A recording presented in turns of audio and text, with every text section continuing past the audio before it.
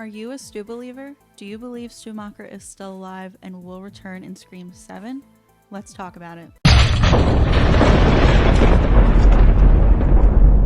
Are certain rules. Push the laws and you end up dead. This is the moment when the supposedly dead killer comes back to life. Not in my movie. Surprise, Sydney. He's gone mad. We all go a little mad sometimes. A very simple formula. You want to play psycho killer? Everybody's a suspect. No, please don't kill me, Mr. Ghostface. I want to be in the sequel. I'll be right back. Okay, I think it's gonna go something like this. I'm Pamela, welcome back to my channel. If you're familiar with my YouTube channel, then you know that I am 100% a Stu believer. I have come up with tons of theories and reasons and clues as to why I think Stu Macher is still alive. But today we're going to talk about a new one that I don't think I've ever talked about before, or if I have, I don't talk about it very often. So I do think that they've been setting this up in these new movies, Scream 5 and Scream 6, for Stu to come back in Scream 7. I think that's been the plan the whole time, and you guys know I think Stu Macher is leading a cult of Ghostfaces who will go after Sydney in Scream 5, especially now that we have confirmation that Neve Campbell, Sidney Prescott is returning. Now's the time to do it. So I have talked about on my channel how these new movies are mirroring the originals, at least as far as who the killer is. In Screams 1 and 5, it was the boyfriend, and in Screams 2 and 6, it was the parent of the boyfriend. So that begs the question, who will be the killer in Scream 7 to mirror Roman Bridger in Scream 3? Obviously, that brings me back to Stu. So in Scream 3, Randy shares with us the rules of the third movie in a trilogy. He says it's all about going back to the original and finding out something we thought was true but isn't true.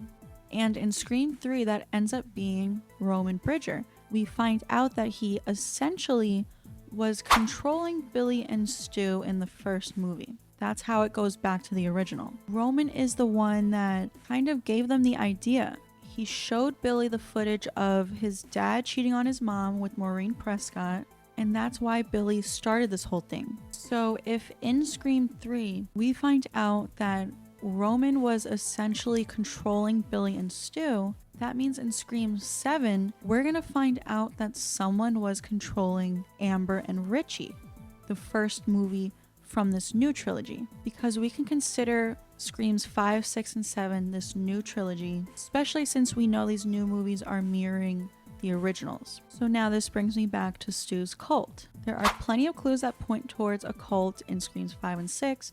I've done a ton of past videos on this. If you want to check them out, I'll link them down below.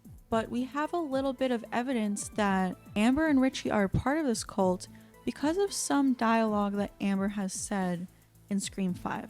She says that her and Richie met online, and then she later blames the message boards. She says, I was radicalized. I just wanted to be a part of something. I don't know, it was the message board. I was radicalized by movie fans. Yes, they're so mad. Please, it's not my fault. I'm just a dumb kid. I just wanted to be a part of something. And then in Scream 6, I believe that Jason and Greg also knew Richie from those message boards as well, because all four of them are a part of Stu's cult, where he's recruiting people on this Reddit page. But one of the many reasons why I think Stu is going to be revealed in Scream 7 is because of this parallel to Roman. Randy said it's all about going back to the original. So it's going to be revealed that Stu was controlling Amber and Richie in Scream 5, which will bring it back to the original of this new trilogy, but also the true original with the first movie, bringing everything full circle and perfectly tying together all 7 movies.